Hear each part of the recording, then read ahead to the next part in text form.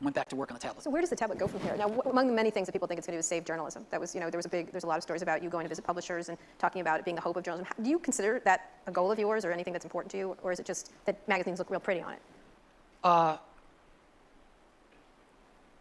Well, we have a lot of goals with it, but one of my beliefs very strongly is that any democracy depends on a free, healthy press. And so when I think of the most important journalistic endeavors in this country, I think of things like the Washington Post, the New York Times, the Wall Street Journal, and publications like that. And we all know what's happened to the economics of those businesses, and some of them are in real trouble. So even more than magazines, I think some of these newspapers the news gathering and editorial organizations are really important. I don't want to see us descend into a nation of bloggers myself. I think we need editorial more than ever right now. So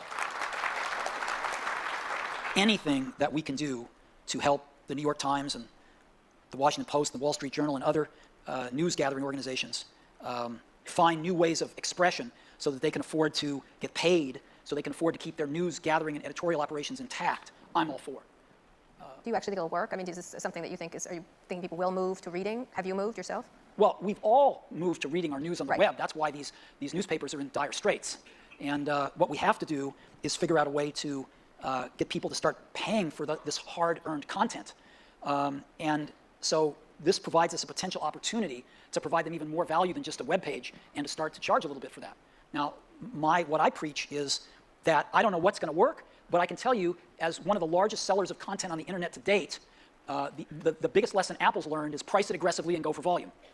And that's worked for us. And every time we haven't done that as much, we've seen more attenuated success.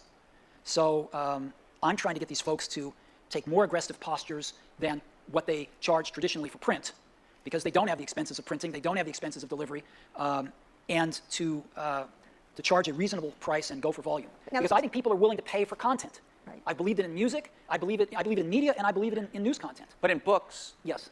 And I'm no expert on this agency model and all the stuff that's going on, although our colleagues at the Journal have certainly written about it very, very well. But it looks like your entry into the book thing actually forced the prices up, other than for new bestsellers where there's a lot of competition. So isn't that opposite of what you just said of trying to price more aggressively? And the typical book is up toward $14.99, and Amazon had been kind of holding it down to $9.99, right? Yeah, it's complicated. The market right now is such that it is set up to be far more responsive to consumer demand for what the prices need to be than it was 6 months ago.